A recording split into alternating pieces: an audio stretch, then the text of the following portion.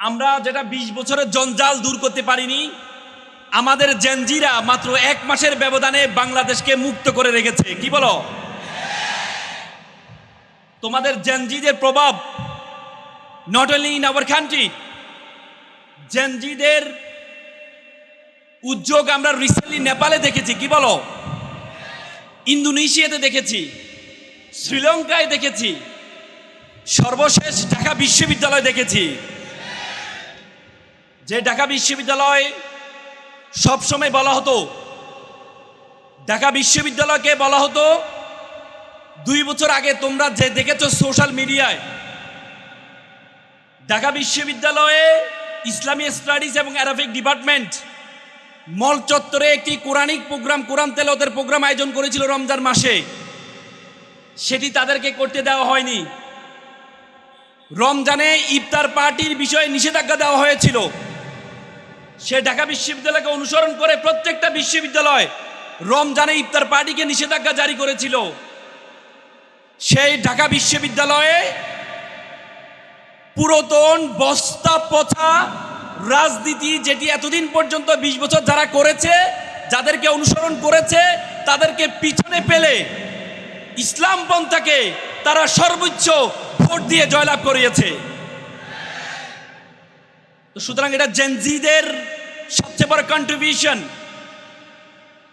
তোমরা জানো ঢাকা বিশ্ববিদ্যালয় সৃষ্টি হয়েছে, ঢাকা বিশ্ববিদ্যালয় যখন সৃষ্টি হচ্ছিল তখন যেহেতু ২ বাংলা আমরা একসাথে ছিলাম, এ বাংলার মুসলিম অধ্যুষিত ছিল, পশ্চিম বাংলা মুসলিম অধ্যুষিত ছিল না। তখনকার হিন্দু যারা বড় বড় নেতৃবৃন্দ ছিল তারা বলেছে যেহেতু কলকাতা একটা বিশ্ববিদ্যালয় আছে, তো সুতরাং ঢাকায় একটা বিশ্ববিদ্যালয়ের কোনো প্রয়োজন নেই। স্বয়ং রবীন্দ্রনাথ ঠাকুর এটা বিরোধিতা করেছিল। তখন শুধুমাত্র মুসলমানদের কল্যাণের জন্য ঢাকা বিশ্ববিদ্যালয় তৈরি করা হয়েছিল। যে জাহাঙ্গীরনগর বিশ্ববিদ্যালয়, সেটি ছিল মুসলিম জাহাঙ্গীরনগর বিশ্ববিদ্যালয়, সেটিও তৈরি হয়েছিল মুসলমানদের কল্যাণের জন্য। কিন্তু আমরা এত বছরে দেখেছি সেখানে ইসলামের কথা বলা যেত না। আমরা বিশ্ববিদ্যালয়ের ছাত্র ছিলাম, আমরা ইসলামের কথা বলতে পারতাম না, আমরা সরাসরি নামাজ পড়তে পারতাম না। নতুন বাংলাদেশে জেনজিরা দেখিয়ে দিয়েছে বাংলাদেশকে যদি সুন্দর রাখতে হয় তাহলে ধর্মীয় মূল্যবোধে যারা বিশ্বাসী তারা ছাড়া বাংলাদেশকে সুন্দর রাখা সম্ভব না। তারা তাদের ব্যালটের মাধ্যমে সেটি দেখিয়েছে। আমরা তোমাদেরকে কংগ্রেচুলেট জানাচ্ছি। তোমরা যারা পাবনার সন্তান, আমি বিশ্বাস করি পাবনা, যদিও বলা হয় পাবনাকে বলা হয়, পাবনা শব্দটা পাবন নামক একজন দস্যু ছিল, তার নামে নামকরণ করা হয়েছে। এবং বাংলাদেশে বিভিন্ন জেলা বলা হয় পাবনা নাকি পাগলের জেলা। তা আমি একটু চিন্তা করলাম যে পাবনা কেন দস্যু? পাবনা হচ্ছে দস্যু হচ্ছে তাদের জন্য যারা স্বৈর শাসক, তাদের জন্য পাবনা একটা দস্যু। দেশের জন্য, কল্যাণের জন্য তারা পাগল পাড়া, এই জন্য তাদেরকে পাগল বলা হয়। ব্রিটিশ বিরোধী আন্দোলনে প্রথম কৃষক বিদ্রোহ পাবনাতে হয়েছিল। প্রথম কৃষক বিদ্রোহ 52 ভাষা আন্দোলনে যখন উর্দুকে রাষ্ট্রভাষা বাংলা করা হয়, প্রথম হরতাল ডেকেছিল পাবনা জেলায়। 1971 সালে 23শে মার্চ পাবনায় প্রথম স্বাধীন বাংলাদেশের পতাকা উত্তোলন করা হয়। জুলাইয়ের যে দ্বিতীয় স্বাধীনতা আমরা বলি, সেই স্বাধীনতায় আমরা দেখেছি 7 জন পাবনার কৃতি সন্তান জীবন দিয়েছে নতুন বাংলাদেশের জন্য। তার মধ্যে সাতিয়া এবং ভেড়া উপজেলা 3 জন আছে। এজন্য আমি ছোটবেলা একটা কবিতা পড়েছিলাম যে নামের বড়াই করো না তো নাম দিয়ে কি হয়, নামের মাঝে পাবে না তো সকলের পরিচয়। আজকে পাবনা এসে আমার বলতে ইচ্ছে করছে যে নামের বড়াই করো তোমরা, নাম দিয়ে সব হয়, নামের মাঝে পাবা পাবনার পরিচয়। আমি প্রথমে অভিবাদন জানাই শহীদ মাওলানা নিজামী ফাউন্ডেশনের যিনি কর্ণধার ব্যারিস্টার নজিবুর রহমান মোমেন ভাইকে। চাইনিজরা একটা কথা বলে থাকেন, তুমি যদি 100 বছরের ফলাফল চাও তাহলে তুমি মাছ চাষ করো, তুমি যদি 1 বছরের ফলাফল চাও তাহলে তুমি মাছ চাষ করো, তুমি যদি 10 বছরের ফলাফল চাও তাহলে তুমি গাছ রোপণ করো, আর তুমি যদি 100 বছরের ফলাফল চাও তাহলে মানুষ চাষ করো। আজকে মানুষ চাষ করার জন্য মানুষদেরকে, মেধাবীদেরকে কেরিয়ার গাইডলাইন দেওয়ার জন্য যে চমৎকার আয়োজন করেছে ব্যারিস্টার নজিবুর রহমান মোমেন ভাইয়ের জন্য আমরা একটা করতালি দিতে যাচ্ছি। আমরা গত 20 বছর দেখেছি বাংলাদেশের রাজনীতি করে কারা? থার্ড ক্লাস ব্যক্তিরা বাংলাদেশের রাজনীতি করে। নতুন বাংলাদেশে আমরা দেখতে পাচ্ছি বাইরে থেকে মেধাবীরা আমাদের দেশে আসছে রাজনীতি করার জন্য। তোমরা জানো একজন সংসদ সদস্যের মূল কাজ হচ্ছে আইন প্রণয়ন করা। যিনি আইন প্রণয়ন করতে পারেন তিনি হচ্ছে শ্রেষ্ঠ সংসদ সদস্য হতে পারে। ব্যারিস্টার নজিবুর রহমান ভাই তিনি বিলেত থেকে, আমরা যেটাকে বিলেত বলছি, বিলেত থেকে পড়াশোনা করে আসছেন। তোমরা জানো Bangla, if you look to the history of the world politics, পৃথিবীর ইতিহাস দিকে যদি তুমি তাকাও, মহাত্মা গান্ধী ভারতীয় উপমহাদেশ তিনি একজন আইনজীবী ছিলেন। নেলসন ম্যান্ডেলা তিনি একজন আইনজীবী ছিলেন। বারাক ওবামা তিনি একজন আইনজীবী ছিলেন। সুতরাং আইনজীবী যদি পলিটিশিয়ান হয়, আইনজীবী যদি একটি এলাকার এমপি হয়, তাহলে সে এলাকাটা সবচেয়ে চমৎকার হয়। তা আমি মনে করি ব্যারিস্টার নজিবুর রহমান মোমেন ভাই এই এলাকায় বিলেত ছেড়ে, বিলেতের আনন্দ ছেড়ে এই এলাকা আসছেন। ওনার বাবা দুইবারের এমপি ছিলেন। ওনার বাবা একজন মন্ত্রী ছিলেন, কৃষিমন্ত্রী ছিলেন, শিল্পমন্ত্রী ছিলেন। সুতরাং পাবনা জেলার জন্য, সাতিয়া এবং বেড়া উপজেলার জন্য একজন যোগ্য ব্যক্তি। কি মনে করো তোমরা? তোমরা এখানে যারা আছো, আমি তোমাদেরকে কংগ্রেচুলেট জানাচ্ছি যে আমরা দেখতে পাই আমাদের গ্রামগঞ্জের মধ্যে পড়াশোনার হারটা খুবই কম। কিন্তু আমি নাজিব ভাইয়ের সাথে যখন কথা বললাম, নাজিব ভাই বলল 3 থেকে 3,500 আয়োজন করেছে। কিন্তু উনি অবাক হয়ে গেছেন, প্রায় 6,000 শিক্ষার্থী এ প্রোগ্রামে জয়েন করেছে। তার মানে তোমাদের যেই শিক্ষার প্রতি তোমাদের যে অনুরাগ, এই জন্য তোমাদেরকে রেসপেক্ট জানাই। But you must mind it, তোমরা যারা এখানে ক্লাস 10-এ পড়ো, ইন্টারে পড়ো, you must mind it, this is the beginning. You must mind it, this is the beginning, this is the very very beginning of your journey. তোমাদের জীবন মাত্র শুরু হয়েছে। You have to compete not only in Pabna city, you have to compete all over the country, you have to compete all over the world, you have to truly think you are global citizen. পৃথিবীটা একটা বিশ্বগ্রামে পরিণত হয়েছে। এই বিশ্বগ্রামের মধ্যে তুমি যদি মনে করো এই পাবনা জেলার মধ্যে তুমি কম্পিটিশন করবা, তাহলে তুমি ভুল করবা। You have to think beyond Bangladeshi border, তোমাকে বাংলাদেশের বর্ডারের বাইরে চিন্তা করতে হবে। সেই বর্ডারের বাইরে চিন্তা করার আগে তোমাকে তোমার সম্বন্ধে জানতে হবে। উপমহাদেশের সেরা কবি ফরিদউদ্দিন বলেছিলেন, উনসু মাতলু বেজা হাত দারগা হা হার তুরিগু বাজে গো খুদনিশা। তিনি বলছেন পৃথিবী যাকে খুঁজে বেড়াচ্ছে তুমি সেই ব্যক্তি, তুমি তোমাকে খুঁজে বের করো। তুমি যদি তোমাকে খুঁজে না বের করতে পারো, তাহলে তুমি কখনো এই পৃথিবীতে কম্পিটিশন করতে পারবে না। এজন্য সক্রেটিস বলেছেন নো দাই সেলফ, নিজেকে জানো। আল্লাহ তাআলা কোরআনে বলেছেন ওয়াফি আনফুসিকুম, তুমি তোমাকে জানো। তুমি যদি তোমাকে না জানো, তাহলে তুমি মনে করবে আল্লাহ তাআলা তোমাকে অনর্থক সৃষ্টি করেছেন। তুমি যদি তোমার সম্বন্ধে ধারণা না থাকে, তাহলে তুমি মনে করবা এই জীবনটা রেখে লাভ নাই, এই জীবনে আল্লাহ তাআলা আমাকে কিছু দেয় নাই। আল্লাহ তাআলা কোরআনে বলেছেন ওয়ামা খালাকনাস সামা ওয়াল আরদা, আমি আসমান এবং জমিনে যা কিছু সৃষ্টি করেছি, ওয়ামা বাইনাহুমা বাতিলান, কোনো কিছু আমি অনর্থক সৃষ্টি করিনি। আল্লাহ তাআলা কোনো কিছু অনর্থক সৃষ্টি করেননি। আল্লাহ তাআলা তোমাকে আমাকে অনর্থক সৃষ্টি করেননি। তোমরা জানো 2006 সালে একটি অপটিক্যাল ফাইবার স্টেশন করা হয়েছে বাংলাদেশে কক্সবাজারে। এটি তোমার স্পেন, ফিলিপাইন হয়ে বাংলাদেশের কক্সবাজারের সাথে যুক্ত হয়েছে। একটা তার, অপটিক্যাল ফাইবার কেবল, একটা তার, এর তারের দূরত্ব হচ্ছে মাত্র 17,000 কিলোমিটার। এই 17,000 কিলোমিটার একটা তারের মাধ্যমে আজকে পুরো পৃথিবীটা আমাদের হাতের মুঠে চলে আসছে। আজকে পাবনা সাতিয়া সরকারি কলেজে আমরা কি করছি, আমেরিকা থেকে বসে তারা দেখতে পাচ্ছে। আজকে আমেরিকা কি করছে, আমরা আমেরিকা এখানে বসে আমরা দেখতে পাচ্ছি, শুধুমাত্র অপটিক্যাল ফাইবার স্টেশনের কারণে, একটি তারের কারণে। এর তারের দূরত্ব হচ্ছে মাত্র 17,000 কিলোমিটার। বিজ্ঞান বলে আমাদের মাথার মধ্যে 2 কোটি নার্ভ আছে, 2 কোটি তার আছে। বলা হয় তাকে একটার সাথে যদি লাগানো হয়, তাহলে 2 লক্ষ কিলোমিটার হবে এই তারের দূরত্ব। মাত্র 17,000 কিলোমিটার দিয়ে পুরো পৃথিবীটা আমাদের হাতের মুঠে চলে আসছে, তাহলে 2 লক্ষ কিলোমিটার এ তার দিয়ে পুরো বিশ্ব জগৎ তোমার হাতের মুঠের মধ্যে চলে আসবে। তোমার ধারণা আছে বিশ্ব জগৎ সম্বন্ধে? এই পৃথিবীর আয়তন হচ্ছে 52 কোটি বর্গ কিলোমিটার।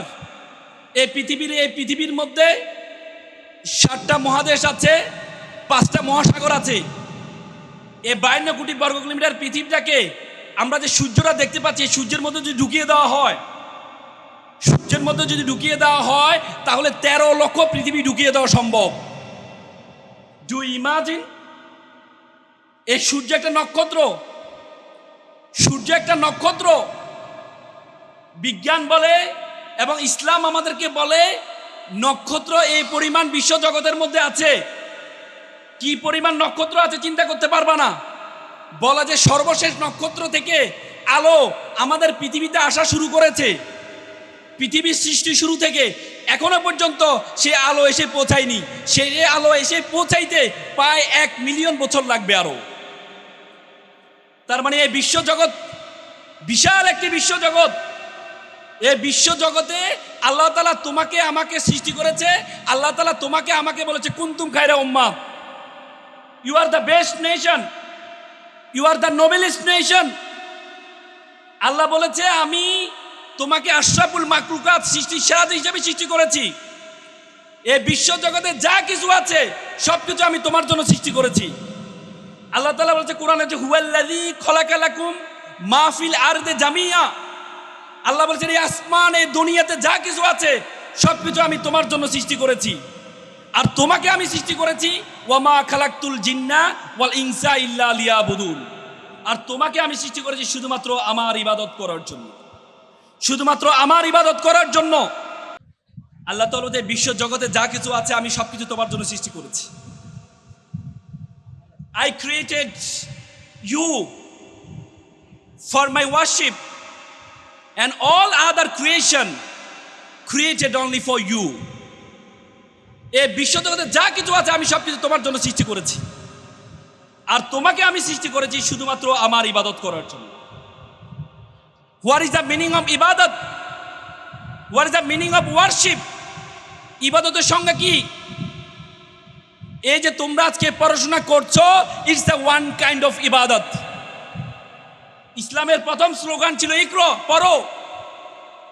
তোমরা যে পড়াশোনা করছো সে পড়াশোনা একটা ইবাদত। আল্লাহ তাআলা কোরআনে বলেছে হাল ইস্তাবিল্লাযীনা ইয়ালামুনা ওয়াল্লাযীনা লা ইয়ালামুন। যারা জানে এবং যারা জানে না, who knows who doesn't know, all are not same. যারা জানে এবং যারা জানে না তারা সমান নয়। পড়াশোনা করতে আসছো, তোমরা পড়াশোনা করছো। পড়াশোনা হচ্ছে ইসলামের সবচেয়ে বড় ইবাদত। তুমি যদি পড়াশোনা করো, আল্লাহ তাআলা কোরআনের প্রথম আয়াত আল্লাহ রাসূলকে প্রথম যে উপদেশটি দিয়েছে সেটা যে ইকরা বিসমি রাব্বিকাল্লাযী খলাক, পড়ো তোমার প্রভুর নামে। আল্লাহ তাআলা এখানে প্রথমে ধর্মীয় নলেজের কথা বলেছেন। আল্লাহ তাআলা এখানে রিলিজিয়াস নলেজের কথা বলেছেন। খলাকাল ইনসানা মিন আলাক, তোমাকে আমি জমাট বাঁধা রক্ত থেকে সৃষ্টি করেছি। আল্লাহ তাআলা এখানে জীববিজ্ঞান শিখিয়েছেন। আল্লাহ তাআলা প্রথমে তোমাকে কোরআনিক নলেজ অর্জন করতে বলেছেন, পরবর্তীতে সাথে সাথে তোমাকে জাগতিক নলেজ অর্জন করতে বলেছেন। একটু আগে আমি সক্রেটিসের কথা বললাম। সক্রেটিস নো দাই সেলফ বলেছেন। আজকে তুমি যদি বেশি পড়াশোনা করো, মানুষের জন্য কাজ করতে যাও, যেটা আমরা বাংলাদেশে দেখতে পাই, যারা মানুষের কল্যাণে কাজ করে তাদেরকে বাংলাদেশে ফাঁসিতে ঝুলানো হয়, দেখেছি কিনা আমরা। কিন্তু আমি অবাক হয়ে যাই, সক্রেটিস এটা শুধু আমাদের বাংলাদেশের মধ্যে সীমাবদ্ধ নয়। তোমরা সক্রেটিস, যিনি গ্রিকের একজন সেরা দার্শনিক বলা হয়, প্রথম দার্শনিক, যে সক্রেটিসের স্টুডেন্ট ছিল প্লেটো, প্লেটোর স্টুডেন্ট ছিল এরিস্টটল, এরিস্টটল স্টুডেন্ট ছিল আলেকজান্ডার দ্য গ্রেট। সেই সক্রেটিসকে শুধুমাত্র গ্রেপ্তার করা হয়েছে, তাকে মৃত্যুদণ্ড দেওয়া হয়েছিল 2টি অভিযোগে। প্রথম অভিযোগ ছিল তিনি যুবকদেরকে ভিন্ন পথে ধাবিত করছেন। দ্বিতীয় অভিযোগ ছিল ওনার বিরুদ্ধে উনি নাকি ধর্মীয় অবমাননা করছেন। এই 2টা অভিযোগে ওনাকে গ্রেপ্তার করা হয়। পরবর্তীতে ওনাকে যখন মৃত্যুদণ্ড দেওয়া হবে তার আগে বলা হয় আপনি আত্মপক্ষের সমর্থন নেন, আপনি ক্ষমা চান। সক্রেটিস বলেছে আমি ক্ষমা চাইব না, যেখানে মেধা নাই আমি সেখানে থাকবো না, আমি অপর পারে চলে যাব, সেখানে মেধাবীরা আছে, সেখানে জ্ঞান অন্বেষী মানুষ আছে, আমি তাদের সাথে মিলিত হব, আমি কারো কাছে ক্ষমা চাইব না। সেই লেখাগুলো লিখেছে প্লেটো, তার ছাত্র অ্যাপোলজি, তার একটা বই আছে, সেই বইতে লিখেছে। আমি অবাক হয়ে গেলাম, সেই সক্রেটিস আর এই বর্তমানে মাওলানা মতিউর রহমান নিজামী কোনো পার্থক্য নাই। মাওলানা মতিউর রহমান নিজামীকে প্রথম গ্রেপ্তার করা হয় কিসের জন্য জানো তোমরা? ধর্মীয় অবমাননা করার কারণে। যিনি আজীবন জীবনটা ধর্ম নিয়ে কাটিয়ে দিয়েছেন, যিনি মানুষকে কোরআন হাদিস শিক্ষার জন্য জীবন কাটিয়ে দিয়েছেন, তাকে গ্রেপ্তার করা হয়েছে ধর্মীয় অবমাননার কারণে। যেভাবে সক্রেটিসকে গ্রেপ্তার করা হয়েছিল তাদের তাদের যে দেবতা আছে, দেবতাদের বিরুদ্ধে নাকি কথা বলার কারণে তাকে গ্রেপ্তার করা হয়েছিল। মাওলানা নিজামী, আমি একজন আইনজীবী হিসেবে বলছি, মাওলানা নিজামী সাহেব তোমাদের এলাকার একজন গর্ব। তিনি ঢাকা বিশ্ববিদ্যালয়ের মেধাবী ছাত্র ছিলেন। ওনার বিরুদ্ধে যে অভিযোগগুলো আনা হয়েছে, আমি সংক্ষেপে এটা বলার চেষ্টা করছি একজন আইনজীবী হিসেবে, সেটা আমার বলা দরকার। আমি মনে করছি শুধু সক্রেটিস নয়, গ্যালিলিওকে তোমরা জানো, সক্রেটিসকে হেমলক বিষ পান করিয়ে তাকে হত্যা করা হয়েছে, এবং গ্যালিলিওকে সেম ধর্মীয় অবমাননা করার কারণে তাকে গ্রেপ্তার করা হয়, পরে তাকে মারা হয়েছে। গ্যালিলিও বলেছিলেন যে গ্যালিলিও তখন বলেছিলেন যে সূর্যের চারপাশে পৃথিবী ঘুরে, কিন্তু ওল্ড টেস্টামেন্ট যারা ওল্ড টেস্টামেন্টে বিশ্বাসী ক্যাথলিক জাজস, তারা বলেছেন না, সূর্য পৃথিবীর চারপাশে ঘুরে। কিন্তু গ্যালিলিও প্রথম বলেছিলেন না, কারণ কোরআনে বলেছেন প্রত্যেকটা জিনিস, সূরা মায়েদা বলেছেন যে প্রত্যেকটা জিনিস নিজস্ব কক্ষপথে ঘুরে। গ্যালিলি বলেছিলেন যে সূর্যর পাশে পৃথিবী ঘুরে। সেটা বলার কারণে নাকি ধর্মীয় অবমাননা হয়েছে, পরবর্তীতে গ্যালিলিওকে গ্রেপ্তার করা হয়েছে। এভাবে মাওলানা মতিউর রহমান নিজামীকেও সেভাবে করা হয়েছে। ওনার বিরুদ্ধে যে অভিযোগ আনা হয়েছে, তোমরা অবাক হয়ে যাবা। তোমরা নতুন প্রজন্ম, তোমাদের জানা উচিত, তোমরা জেনজি, তোমাদের জানা উচিত, তোমরা সত্যকে সত্য বলবা, মিথ্যাকে মিথ্যা বলবা, তোমরা কালোকে কালো বলবা, সাদাকে সাদা বলবা।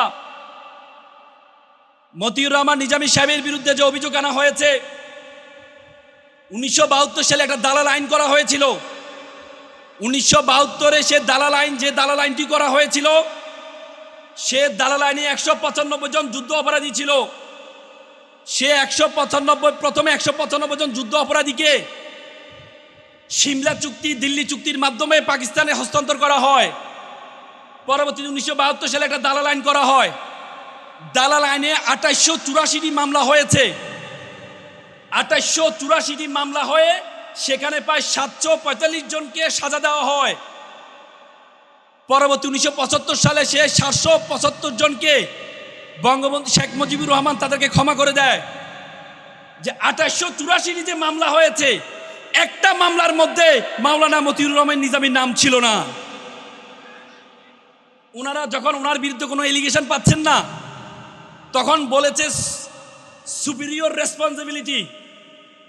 উনি 1971 সালে ইউনাইটেড পাকিস্তানের একটি ছাত্র সংগঠন ছিল জমিয়ত তোলাবা, সেটার প্রেসিডেন্ট ছিলেন। তোমরা জানো শেখ মুজিবুর রহমান 1948 সালে একটি দল গঠন করেন, সেটি যে পাকিস্তান মুসলিম ছাত্রলীগ, সেটিও ইউনাইটেড ছিলেন পুরো পাকিস্তানে। যেহেতু তখন একটা দেশ ছিল, মাওলানা নিজামী সাহেব সেইটি ছাত্র সংগঠনের প্রধান ছিলেন। ওনাকে বলা আছে যেহেতু উনি প্রধান ছিলেন, এজন্য সুপিরিয়র রেসপন্সিবিলিটি হিসেবে ওনার দায়িত্ব বর্তায়, এজন্য উনি নাকি বুদ্ধিজীবীদেরকে হত্যা করেছেন। অর্থাৎ ডকুমেন্টারি প্রমাণিত, কোর্টে সাবমিট করা হয়েছে। 1971 সালের সেপ্টেম্বর পর্যন্ত উনি জমিয়ত তোলাবের প্রধান ছিলেন। তাহলে বুদ্ধিজীবী হত্যা হয়েছে 10 ডিসেম্বর। তাহলে সুপিরিয়র রেসপন্সিবিলিটি কিভাবে ওনার উপর বর্তায়? যে দুইজন সাক্ষী দিয়েছেন বুদ্ধিজীবীর মধ্যে একজন ছিল তার ওয়াইফ 1972 সালে একটা মামলা করেছিলেন। সে মামলায় মাওলানা নিজামীর নাম ছিলেন না। উনি একটা বই লিখেছেন, যে বইও মাওলানা নিজামীর নাম ছিলেন না। কিন্তু পরবর্তীতে শুধুমাত্র যখন একটা অবস্থা ভালো তৈরি হয়েছে, শুধুমাত্র তাকে রাজনীতি থেকে মাইনাস করার জন্য পরবর্তীতে নতুন করে বুদ্ধিজীবীর হত্যার একটা মিথ্যা প্রোপাগান্ডা দিয়ে তাকে ফাঁসিতে ঝুলানো হয়েছে। তো সুতরাং এটার ইতিহাস আমরা গ্যালিলিওকে দেখেছি, সক্রেটিসকে দেখেছি। মাওলানা নিজামী যখন তাকে ফাঁসির কাস্টে নেওয়া হয়, তখন ওনাকে বলা হয়েছিল যে দোষ স্বীকার করার জন্য। তিনি বলেছেন, আমি কোনো ভুল করি নাই, আমি কার কাছে দোষ স্বীকার করব? আমি ভুল করি নাই, আমি কারো কাছে দোষ স্বীকার করব না। মাওলানা নিজামী তার ছেলেদেরকে বলেছে তোমরা ধৈর্য ধরো, মৃত্যুর ফয়সালা দুনিয়াতে হয় না, মৃত্যুর ফয়সালা আসমানে হয়। সেই মাওলানা মতিউর রহমান নিজামী এ দেশকে সুন্দর করার জন্য তার তাজা রক্তটুকু বিলীন করেছে। আজকে পাবনার তোমরা যারা জেনজি আছো, তোমরা ম্যাচিউরড, যার ওয়াইফ একটা বই লিখছেন, যে বইয়ে মাওলানা নিজামীর নাম লিখে নাই, যার ওয়াইফ মামলা করেছে, সেই মাওলানা নিজামীর নাম নেই। যুদ্ধ অপরাধী 30,000 যুদ্ধ অপরাধীর তালিকার মধ্যে মাওলানা নিজামীর নাম ছিল না। 35-40 বছর পরে উদ্ভব হলো, তার বিরুদ্ধে যুদ্ধ অপরাধী এবং মানবতা বিরোধী অপরাধের মামলা দেওয়া হলো। তো সুতরাং তোমরা যারা জেনজি আছো, তোমাদেরকে জানা উচিত।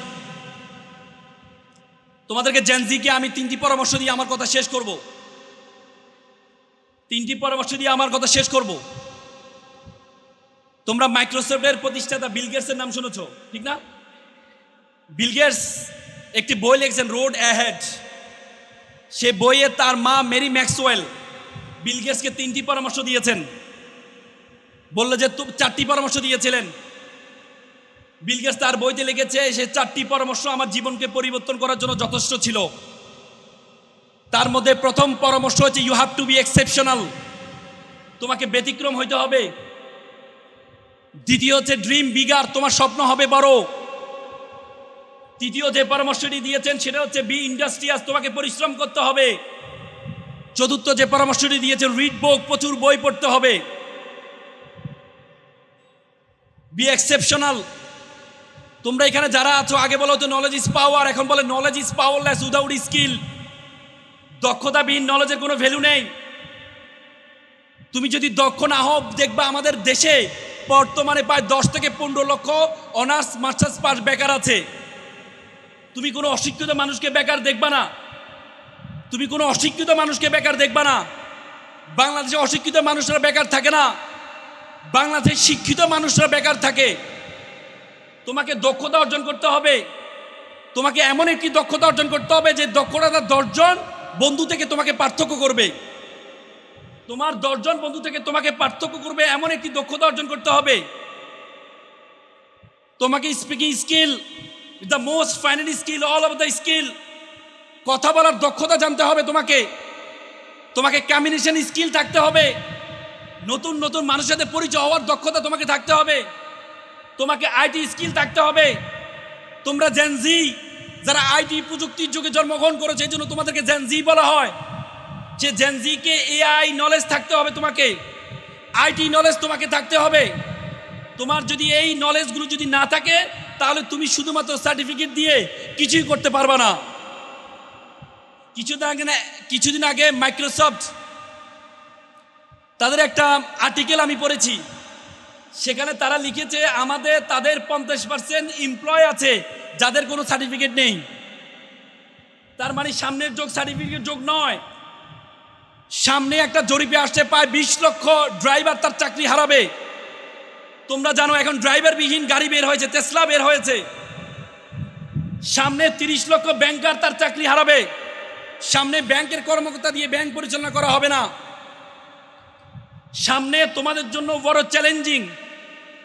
এজন্য তোমাদেরকে দক্ষতা অর্জন করতে হবে। যে কোনো দক্ষতা, যে দক্ষতা তুমি অর্জন করবা, সেই দক্ষতা তুমি সেরা হইতে হবে। তোমাকে যে দক্ষতাটা তুমি অর্জন করতে হবে, সেই দক্ষতা টপ 1 হইতে হবে।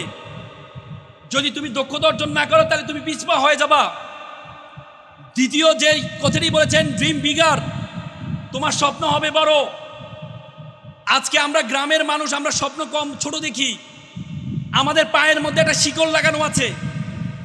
একবার একটা বাবা ছেলেকে নিয়ে চিড়িয়াখানা গেল।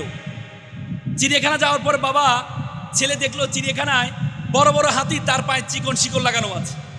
ছোট ছোট হাতি, তার পায়ে চিকন শিকল লাগানো আছে।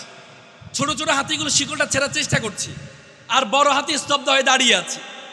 তো ছেলে বাবাকে জিজ্ঞেস, আচ্ছা বাবা বলো তো, এই যে বড় বড় হাতিগুলো, এই হাতিগুলো শিকলটা টান দিলে তো শিকলটা ছিঁড়ে যায়, কিন্তু তারা দাঁড়িয়ে আছে কেন? তখন বাবা বলো, ঠিক আছে আমি একটু কেয়ারটেকারকে জিজ্ঞেস করি। পরে কেয়ারটেকারকে জিজ্ঞেস করা হলো, আচ্ছা বলেন তো, ছোট ছোট হাতিগুলো শিকলটা ছেড়ার চেষ্টা করছে আর বড় হাতিটা স্তব্ধ হয়ে দাঁড়িয়ে আছে, কারণ কি? তখন বলল যে বড় হাতিগুলো যখন ছোট ছিল তাদের পায়ে শিকলটা লাগানো হয়েছিল, তখন ছোট ছোট হাতির মতো তারা ছেঁড়ার চেষ্টা করেছে, কিন্তু তারা ছেড়তে পারেনি।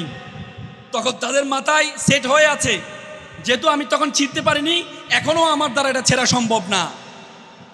তোমরা যারা এখানে আছো, তোমাদের বোন চেষ্টা করেছে ঢাকা বিশ্ববিদ্যালয়ে ভর্তি হওয়ার জন্য, ঢাকা মেডিকেলে ভর্তি হওয়ার জন্য, বুয়েটে ভর্তি হওয়ার জন্য, জগন্নাথ বিশ্ববিদ্যালয়ে ভর্তি হওয়ার জন্য, কিন্তু তারা পারে নাই। তোমার মাথার মধ্যে সেট হয়েছে তারা যেহেতু পারে নাই, সুতরাং আমরাও পারবো না, আমাদের দ্বারা হবে না। তোমাকে স্বপ্ন দেখতে হবে বড়, স্বপ্ন দেখতে হবে বড়। স্বপ্ন যখন দেখবা তখন পিছনের দিকে তাকাবা না। 1935 সাল, শ্রীলঙ্কার একজন বস্তির ছেলে, তার নাম হচ্ছে রানা। রানা একবার একটা চা দোকানে বসে আছেন, তখন চা দোকানে মুরব্বীরা আলোচনা করছেন, আমাদের দেশটা রসাতলে গেল শুধুমাত্র ভালো নেতৃত্বের অভাবে। যদি আমাদের প্রেসিডেন্টটা ভালো হতো তাহলে আমাদের দেশটা সুন্দর হতো। তখন রানা তার মাথায় ঢুকলো যে আমাদের দেশকে যদি রক্ষা করতে হয় তাহলে আমাকে প্রেসিডেন্ট হতে হবে। তখন তার বাবা ছিল না, সে গিয়ে তার মাকে বলে, মা, তার বাবা ছিল না, সে গিয়ে তার মামার কাছে থাকতো, মামাকে গিয়ে বলে, মামা আমি প্রেসিডেন্ট হতে চাই। মামা বলো, তুমি যদি প্রেসিডেন্ট হতে চাও তাহলে তোমাকে পড়াশোনা করতে হবে, পড়াশোনা করা ছাড়া তুমি প্রেসিডেন্ট হতে পারবে না। বলে তাহলে আমাকে কি করতে? বলে তাহলে তোমাকে স্কুলে ভর্তি হতে হবে। তখন তার বস্তির পাশে একটা স্কুল, খ্রিস্টান মিশনারি স্কুল ছিল, সে খ্রিস্টান মিশনারি স্কুলে সে গেল, গিয়ে বলে, স্যার আমি ভর্তি হতে চাই। বলে তোমার নাম কি? বলে আমার নাম রানা, রানা সিংহে। বললো যে আমাদের একটা খ্রিস্টান মিশনারি স্কুল, এখানে শুধু খ্রিস্টান শিক্ষার্থীরা পড়বে, তুমি তো ভর্তি হতে পারবে না, তুমি তো বৌদ্ধ। বলে না স্যার আমাকে ভর্তি হতে। বলে তুমি কেন ভর্তি হতে চাও? বলে স্যার আমি শ্রীলঙ্কার প্রেসিডেন্ট হতে চাই। তখন তার আগ্রহের কারণে পরবর্তী তাকে ভর্তি নেয়।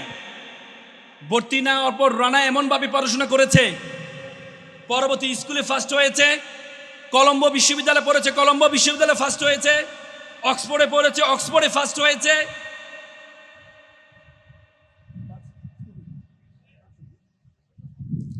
অক্সফোর্ডে ফার্স্ট হয়েছে। পরবর্তীতে সেই অক্সফোর্ড থেকে পড়াশোনা শেষ করে এসে শ্রীলঙ্কার প্রেসিডেন্ট হয়েছে, third president of Sri Lanka, Ranasinghe সিংহে প্রেমাদাসার কথা বলছি। সে রানা সিংহে প্রেমাদাসা, সে বড় স্বপ্ন দেখেছে একটা বস্তিতে থেকে। তাহলে তুমি পাবনার মতো এত সুন্দর জেলাতে থেকে তুমি কেন বড় স্বপ্ন দেখবে না? তোমাকে বড় স্বপ্ন দেখতে হবে। আমি কিছুদিন আগে ইন্দোনেশিয়া গিয়েছিলাম, ইন্দোনেশিয়া জাকার্তা। বারাক ওবামা ছিল আফ্রো আমেরিকান বংশোদ্ভূত একমাত্র আমেরিকার প্রেসিডেন্ট, 45 বছর বয়সে প্রেসিডেন্ট হয়েছে। বারাক ওবামার বাবা ছিলেন সিনিয়র বারাক ওবামা, তিনি ছিলেন কেনিয়ার নাগরিক। তিনি স্কলারশিপে আমেরিকা, হাওয়াই দ্বীপপুঞ্জ, প্রশান্ত মহাসাগরের একটা দ্বীপপুঞ্জ হাওয়াই, হুনুলুলু রাজধানী, সেটা তখন প্রদেশ ছিল না, সর্বশেষ প্রদেশ হয়েছে হাওয়াই, 50তম প্রদেশ। সে হাওয়াই প্রদেশে হুনুলুলুতে পড়াশোনা করেছেন, হুনুলুলু ইউনিভার্সিটিতে পড়াশোনা করেছেন। সেখানে তার বারাক ওবামা মায়ের সাথে দেখা হয়, মায়ের সাথে বিবাহ হয়। পরবর্তীতে বারাক ওবামা হয় 2 বছরের মাথায় বারাক ওবামা মা জানতে পারলো যে তার আগে কেনিয়াতে তার একটা বউ আছে, পরে তাকে ডিভোর্স দিয়ে দেয়। ডিভোর্স দেওয়ার পর বারাক ওবামার মা পরে এক ইন্দোনেশিয়ান ছেলেকে বিয়ে করে ইন্দোনেশিয়া চলে আসে। ইন্দোনেশিয়া আসার পরে ইন্দোনেশিয়ার জাকার্তা এসকে একটা স্কুল আছে, সেই স্কুলে ভর্তি করা বারাক ওবামাকে। প্রথম দিন স্কুলের শিক্ষক বলল তোমরা তোমাদের স্বপ্নটা লেখো, সবচেয়ে বড় স্বপ্নটা লিখো, কারণ মানুষ তার স্বপ্নের আয়তন যত বড়, মানুষের স্বপ্ন তত বড়। তুমি স্বপ্নটা লিখো। বারাক ওবামা তার স্কুলে ম্যাডামকে জিজ্ঞেস করলেন, ম্যাডাম, পৃথিবীর সবচেয়ে ক্ষমতাবান ব্যক্তি কে বর্তমানে? তিনি বলে, পৃথিবীর সবচেয়ে ক্ষমতাবান ব্যক্তি হচ্ছে আমেরিকার প্রেসিডেন্ট। তখন সে লিখলে, I want to be a president of America, আমি আমেরিকার প্রেসিডেন্ট হতে চাই। পরবর্তীতে আমেরিকার প্রেসিডেন্ট হওয়ার জন্য সে যা কিছু ছিল প্রত্যেকটি কাজ করেছে। সে জানে রাজনীতিবিদ হওয়ার জন্য লিগেল প্রফেশন লাগবে, সেজন্য ল প্রফেশনে ভর্তি হয়েছে, আইনজীবী হয়েছে, মেয়র হয়েছে, পরবর্তী আমেরিকার প্রেসিডেন্ট হয়েছে। বারাক ওবামা যদি পারে, রানা সিংহে প্রেমাদাসা যদি পারে, তাহলে তোমরা কেন পারবা না? তোমাদেরকে বড় স্বপ্ন দেখতে হবে। তৃতীয়, বি ইন্ডাস্ট্রিয়াস, তোমাকে পরিশ্রম করতে হবে। ও মনে রাখবা, পরিশ্রম, তার পরিশ্রমকে কখনো খালি হাতে ফেরায় না। একবার একজন বৃদ্ধ মহিলা একটা কলস নিয়ে যাচ্ছে, পানি থেকে পানি নিয়ে তার যে শাড়ির যে আঁচল দিয়ে পানিটাকে মুড়িয়ে নিয়ে যাচ্ছে। একটা ছেলে ভাবছে, ইস, আমি যদি এই কলসের মতো হতে পারতাম, তাহলে আমাকে কোলে নিত, তারপরে আমাকে এভাবে আঁচল দিয়ে আমাকে ঘুরিয়ে রাখতো। তখন সেই পাতিল বলে, সে কলস বলে, আমি তো একটা মাটির দলা ছিলাম, আমাকে মাটির দলাকে আমাকে চিবিয়ে, আমাকে আগুনে ফেলে, আমাকে অবয়ব দিয়ে আমাকে কলস বানানো হয়েছে, আমাকে আগুনে রাখা হয়েছে, আগুন থেকে উঠিয়ে আমাকে 30 দিন রোদে রাখা হয়েছে, রোদে রাখার পর তারপরে আমাকে বাজারে নেওয়া হয়েছে। বাজারে নেওয়ার পরে যিনি আমাকে কিনতে গিয়েছেন তিনি টকটক করে আমাকে দেখেছেন আমি মজবুত কিনা। যখন মজবুত হয়েছে তখন এনে আমাকে আজকে সম্মানিত করা হচ্ছে। তো সুতরাং তুমি যদি তোমাকে নিজেকে না জ্বালাও, নিজেকে না পড়াও, তাহলে তুমি কখনো সম্মানিত হতে পারবা না। আমরা সবসময় বলি যে আত-তাকদিরুল লা ইয়ারুদু, তকদির কখনো পরিবর্তন হয় না। আমরা শুধু হাদিসটা পড়ি, কিন্তু আল্লাহ রাসূল বলেছেন, মান জাদ্দা ওয়াজাদা, মানুষ যা চাইবে সে তা পাইবে। তুমি যতটুকু চাইবা ততটুকু পারবা। আল্লাহ তাআলা কোরআনে বলেছে, ওয়াল্লাইসা লিল ইনসানু ইল্লা মা সা, মানুষ ততটুকুই পাবে যতটুকু সে চায়। তো সুতরাং তুমি তোমার চাওয়ারটা সর্বোচ্চ করতে হবে, নিজেকে পাতিলের মতো পোড়াইতে হবে, নিজেকে কষ্ট দিতে হবে। সেটা যদি দিতে পারো তাহলে তুমি সেভাবে সম্মানিত হবা। সর্বশেষ যেটি বলেছেন সেটি হচ্ছে রিড বুক, বই পড়তে হবে, বই পড়তে হবে। উপমহাদেশ সেরা কবি, আমরা এখন বর্তমানে বই পড়ি কিন্তু ফেসবুক পড়ি, বই পড়ি না, ঠিক না? ফেসবুকের লোগোটা দেখছো এভাবে মাথার নিচে, যারা শুধু ফেসবুক এখন পড়বা তোমাদের মাথার নিচে থাকবে, কখনো উপরে উঠবে না। এই জন্য ফেসবুকে পড়া যাবে না, তোমাকে বই পড়তে হবে। আমি আর কথা বাড়াবো না। আমার মনে আছে আমি 2014 সালে ভারতের মধ্যপ্রদেশ ইন্দোরে, মধ্যপ্রদেশের রাজধানী ইন্দোরে গিয়েছিলাম একটা সাউথ এশিয়ান ডিবেট কম্পিটিশন অংশগ্রহণ করার জন্য। আসার পথে একটি মুম্বাইতে আমাদের ট্রানজিট ছিল, মুম্বাইতে একটা চিড়িয়াখানা দেখতে পেলাম, ডারউইন চিড়িয়াখানা। সে চিড়িয়াখানার মধ্যে দেখাচ্ছে কিভাবে পাথর দিয়ে কিভাবে বানর ধরা হয়, সেই প্রক্রিয়া দেখাচ্ছে। দেখলাম একটা খাঁচার মধ্যে একটা ছোট ছিদ্র রাখা হয়েছে, ভিতরে কিছু বাদাম রাখা হয়েছে। বানর আবার বাদাম খুব পছন্দ করে, কলা খুব পছন্দ করে। সে কলা এবং বাদামটা নেওয়ার জন্য ভিতরে হাতটা দেয়, হাতটা সে বের করতে পারে না। কারণ কি, তার হাতে বাদামটা নেওয়ার কারণে হাতটা বড় হয়ে যায়। সে চাইলে এখান থেকে বের হতে পারে, কিভাবে? বাদামটা ছেড়ে দিলে, কিন্তু সে বাদামের লালসা ছাড়ে না। তোমাদের জীবনে অনেক বাদাম আছে। Adda is the one kinds of badam, Facebook is the one kinds of badam, gaming is the one kinds of badam. বাদামের লালসা যদি তোমরা না ছাড়তে পারো তাহলে তোমরা বানরের মতো খাঁচার মধ্যে বন্দী হয়ে যাবা। এপিজে আবুল কালাম বলেছে, প্রজাপতির পিছনে ঘুরিও না, ফুলের চাষ করো, প্রজাপতি তোমার পিছনে ঘুরবে। তো সুতরাং সে ফুলের চাষ করো। আজকে তুমি আড্ডা না দিলে, ফেসবুক ব্যবহার না করলে তোমার বন্ধুরা বলবে আনসোশাল, অসামাজিক। বন্ধুদেরকে ছেড়ে দাও। এপিজে আব্দুল কালাম আরেকটি কথা বলেছিলাম, আমি একটি কাঠবিড়ালি পুষেছিলাম, বড় হওয়ার পর চলে গেল। আমি একটি পাখি পুষলাম, বড় হওয়ার পর চলে গেল। পরবর্তী আমি একটা গাছ রোপণ করলাম, দেখি পাখি এবং কাঠবিড়ালি দুটি আবার ফিরে আসছে। তো সুতরাং তোমরা সে ক্যারিয়ারে গাছ রোপণ করো। ক্যারিয়ারে গাছ যদি রোপণ করতে পারো, দেখবা যে সব কিছু তোমার কাছে ফিরে আসবে। আমি আমার কথা শেষ করব। আমি সর্বশেষ, আমার জীবনের সবচেয়ে বড় শিক্ষা, আমার জীবনের সবচেয়ে বেশি দাগ কেটেছে, আমি এটি না বলে পারি না, এখানে অভিভাবকরা আছেন অনেকে, আমি এটি না বলে পারি না। আমার জীবনের সবচেয়ে বেশি দাগ কেটেছে, আমি তখন ঢাকা বিশ্ববিদ্যালয়ের সূর্যচন হলের ছাত্র ছিলাম। আমি যখন সূর্যচন হলে পড়ি তখন আমাদের একজন মামা ছিলেন, নাইট গার্ড ছিলেন। তিনি সারা রাত ধরে নাইট ডিউটি দেন, সকালে পিঠা বিক্রি করতেন। তো আমি বললাম যে মামা আপনি সকালে পিঠা বিক্রি করছেন, আপনি ঘুমান কেন? সারা রাত ধরে নাইট ডিউটি দেন, সকালে পিঠা বিক্রি করেন। বলে যে মামা আমার জন্য দোয়া করবে, আমার ছেলেটা এসএসসিতে প্লাস পেয়েছে, এসএসসিতে এই প্লাস পায়, আমার ছেলেকে আমি ঢাকা মেডিকেলে ভর্তি করাবো। এখানে ঢাকা মেডিকেল দেখতে পাই, আমার খুব স্বপ্ন আমার ছেলে ঢাকা মেডিকেলে পড়বে। তা আমি বললাম মামা ছেলেকে ধর্মকর্ম শিখান্ত। বলে যে মামা আমার ছেলে ভালো ছেলে, আসলে সময় পায় না, এমনি আমার ছেলে খুব ভালো ছেলে। আমি বললাম তারপরে মামা ছেলেকে একটু ধর্মকর্ম শিখাবেন। কিছুদিন যাওয়ার পরে দেখি একজন মামা দুপুরে ফল বিক্রি করছে।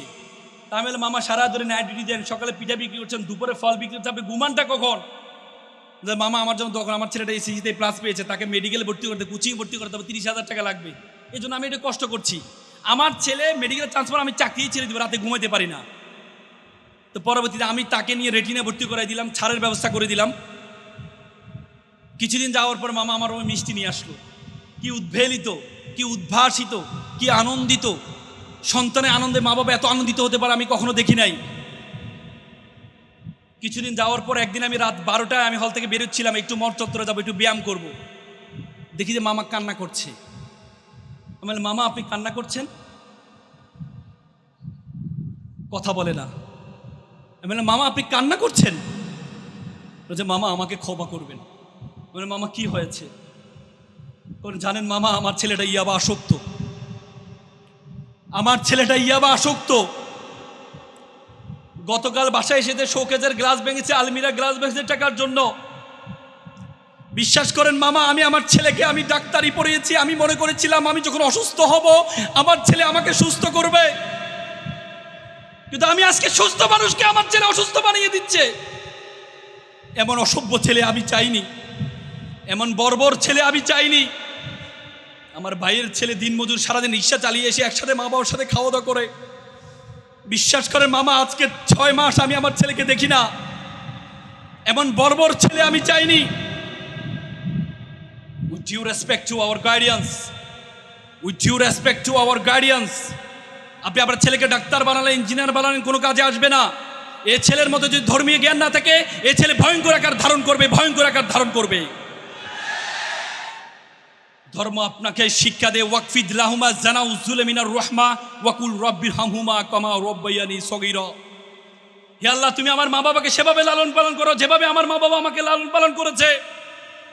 ধর্ম আপনাকে শিক্ষা দেয় ওয়ালা তাকুল্লাহুমা উফি ওয়ালা তানহারহুমা ওয়াকুল্লাহুমা কাউলান কারীমা।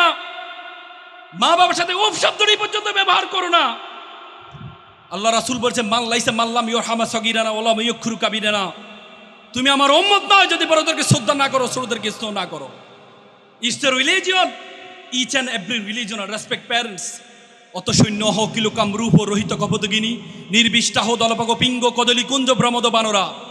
প্রত্যেকটি ধর্ম মা বাবাকে শ্রদ্ধার কথা বলেছেন, ছোটদেরকে স্নেহর কথা বলেছেন। তো সুতরাং আপনি আপনার সন্তানকে যা কিছু শিক্ষা দিবেন, আপনি আপনার সন্তানকে ধর্ম শিক্ষা দিতে ভুলে যাবেন না। আপনারা এখানে যারা নতুন বাংলাদেশ হয়েছে, আমাদের দেশ পৃথিবীতে এত সুন্দর দেশ আপনি কোথাও পাবেন না। পৃথিবীতে এত সুন্দর, আই হ্যাভ ভিজিটেড 26 এটা অল ওভার দ্য ওয়ার্ল্ড। আমি পৃথিবীর 26টা দেশে গিয়েছি। একদিন থেকে যে 2 দিন থেকে যে আমার দেশের জন্য অন্যরকম ভালোবাসা তৈরি হয়েছে। কিছুদিন আগে আমি রাশিয়া গিয়েছিলাম, নামাজ পড়ার জন্য অজু করব, পানিতে হাত দিয়েছে, আমার আঙ্গুল ফেটে রক্ত বের হয়েছে, -25 ছিল ঠান্ডা। পৃথিবীতে এত সুন্দর দেশ তুমি কোথাও পাবা না। জন অফ কেনেডি বলেছে you don't ask what country can do for you, you can ask you can do for you country. তুমি জিজ্ঞেস করো তোমার দেশ তোমাকে কি দিয়েছে, বরং তুমি জিজ্ঞেস করো তোমার দেশের জন্য তুমি কি করেছো। তো সুতরাং আমরা ভালো করে পড়াশোনা করব, পিতামাতাকে শ্রদ্ধা করব, নিজের দেশকে সুন্দরভাবে গঠন করব। পারবো তো ইনশাল্লাহ? শিক্ষার্থী যারা আছে সবাই একটু দাঁড়াও, শিক্ষার্থী যারা সবাই একটু দাঁড়াও, হাতটা একটু সামনে নাও, আমার সাথে একটা ওত করবে, আমিও করব। হাত একটু সামনে নাও সবাই। পাবনার ছেলেরা, তোমরা প্রথম কৃষক বিদ্রোহের আন্দোলনের তোমরা হতা পাবনা,